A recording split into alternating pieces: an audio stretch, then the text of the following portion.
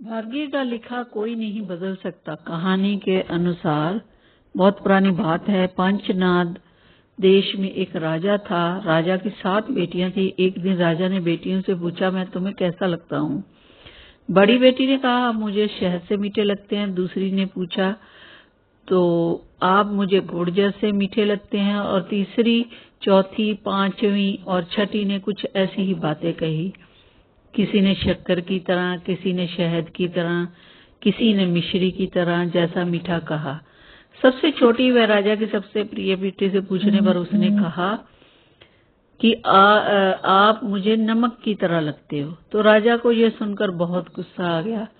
उसने राजकुमारी से पूछा, तुमने मुझे नमक जैसा क्यों कहा? लड़की ने मासूमियत से जवाब दिया, पिताजी, मैंने जैसा महसूस किया वैसा ही तो कहा। यह सुनकर राजा का गुस्सा आसमान पर चढ़ गया। और यह तो हम सभी जानते हैं कि गुस्से में आम आदमी भी होशो-हवास खो बैठता है। उसने लड़की से कहा, नालायक, मैं तुझे इसकी सजा दूंगा। लड़की बोली, मेरे भाग्य में जो लिखा है वह होकर रहेगा। वैसे राजा ज्योतिषी ने मेरे भाग्य में रानी बनने की बात कही है। राजा ने गुस्से में सेवकों को आदेश दिया कि नगर से किसी भी कोढ़ी आदमी को उठा लाओ और इस छोटी लड़की की शादी उससे कर दो। राजा की बात सुनकर सब लोग चिंता में डूब गए। रानी ने हाथ पांव जोड़े। मंत्रियों ने राजा को समझाया, लेकिन राजा ने उनकी एक बात ना सुनी। सेवक एक बूढ़े कोढ़ी को उठाकर राज दरबार में ले आए। राजा ने छोटी बेटी का विवाह रस्म रिवाज से कोढ़ी के साथ कर दिया। राजा की बेटी ने अपनी जरा भी उदासी प्रकट न होने दी। राजकुमारी अपने पति को लेकर महल से बाहर निकल गई। उसने अपनी एक मात्र अंगूठी बेचकर एक ठेला खरीद लिया। रोज उसे ठेले में अपने पति को बिठाकर भीख मांगने लगी। एक दिन मैं अपने पति को एक तालाब के पास एक पेड़ की छांव में ठेले में बैठाकर छोड़कर बाजार से खाना लेने गई। ठेले में बैठे कोढ़ी ने देखा कि कुछ कौवे उस तालाब में डुबकी लगा रहे हैं। जब वे बाहर निकलते तो हंस की तरह सफेद बनकर निकलते। यह देखकर वह हैरान हो गया। अचानक उसके दिमाग में एक विचार आया, क्यों ना मैं भी तालाब में डुबकी लगाऊं। कच्चा कौवा हंस बनकर बाहर निकल सकता है तो हो सकता है मेरा कोढ़ भी ठीक हो जाए और मैं सुंदर नौजवान बन जाऊं। वह तालाब में डुबकी लगाने लगा।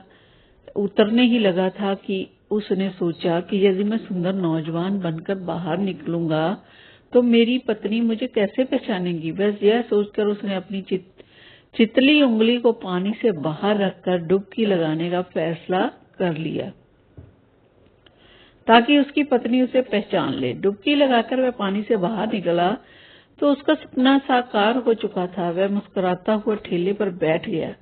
जब राजकुमारी वापस आई तो उसने देखा कि पति की जगह एक सुंदर नौजवान ठेले पर बैठा हुआ है, मुस्कुरा रहा है। उसके मन में ख्याल आया, शायद इस नौजवान ने उसकी कोढ़े पति को मार डाला है और अब उससे शादी करना चाहता है। यह सोचते ही उसकी आंखों में गुस्से से लाल हो गई।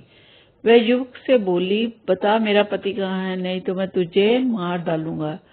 युवक ने हंसकर कहा, पगली, मैं तेरा ही पति हूँ। परंतु वह ना मानी और रोते हुए बोली, तुम मुझे झूठ कह रहे हो। मैं पतिव्रता स्त्री हूँ। मेरा पति ही मेरा परमेश्वर है। मैं तुम्हारी चाल में नहीं आऊंगी। तुम्हें मारकर खुद भी मर जाऊंगी। यह कहते हुए उसने अपनी कटार निकाल ली। नौजवान युवक अपनी पत्नी के सच्चे प्रेम की मन ही मन सराहना करने लगा। उसने अपना हाथ जो अब तक पीछे छुपा रखा था सामने कर दिया और वह अपनी उंगली दिखाई जिससे कोढ़े का निशान अभी भी बाकी था। राजकुमारी ने अपने पति को पहचान लिया। युवक ने बताया कि वह कश्मीर का राजकुमार है। एक बार उसने भूलकर एक साधु का अपमान कर दिया था। उसकी जरा सी भूल के कारण साधु क्रोधित हो उठा और उसने मुझे कोढ़ी होने का श्राप दिया। कोढ़ी हो जाने के बाद वह खुद ही अपने पिता के राज्य से दूर पंचनंद में आ गया था। तो इस चमत्कार से करें राजकुमार की खुशी का ठिकाना नहीं रहा और राजकुमार अपनी पत्नी के साथ अपने राज्य में लौटा। उसके पिता उसे देखकर खुश हुए। उन्होंने उसे उसी दिन राजगद्दी सौंप दी। तो इस कहानी से हमें यही शिक्षा मिलती है कि किस्मत और भाग्य का लिखा कोई नहीं बदल सकता।